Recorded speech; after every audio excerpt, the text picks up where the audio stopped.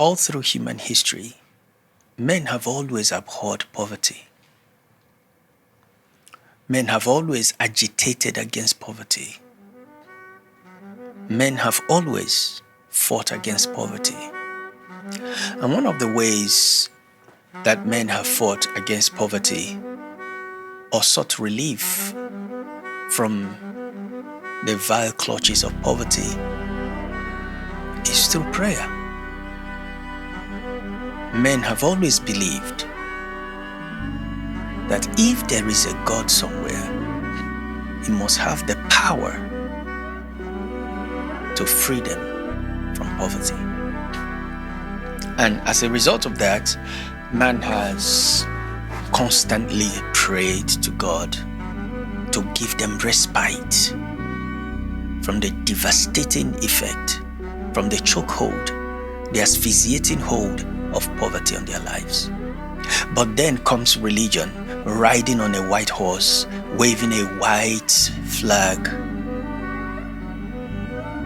bringing a false notion of peace, friendship, and camaraderie, and tells men that poverty is the will of God.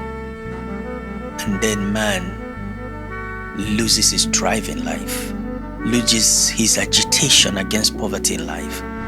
He abdicates his responsibilities in life and then embraces poverty as the will of God. What happened to his former agitations? What happened to his prayers against poverty? What happened to his fierce antagonism of poverty in the past? Religion has drowned that agitation, disabled his fight. And now, man has acquiesced to poverty and accepted poverty into his life. And you ask him, why did you do that? He said, it makes God happy. God is excited with poverty. And by God, they don't mean devils and demons. They mean Jehovah God, the God of the Bible. To them, he is the author of poverty. He's excited with poverty.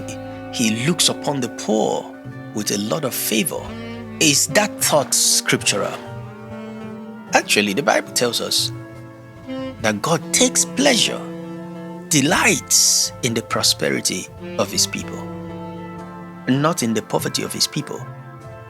In fact, that scripture is God encouraging us, saying, let them shout for joy, let them say continually, and let the Lord be magnified, who has pleasure in the prosperity of his people.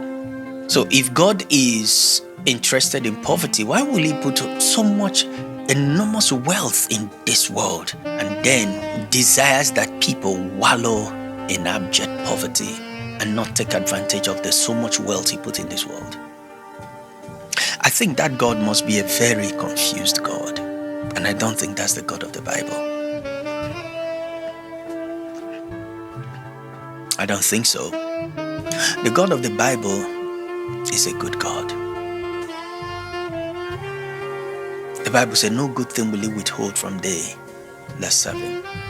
The scripture says, if they obey and serve him, they shall spend their days in prosperity and their years in pleasures.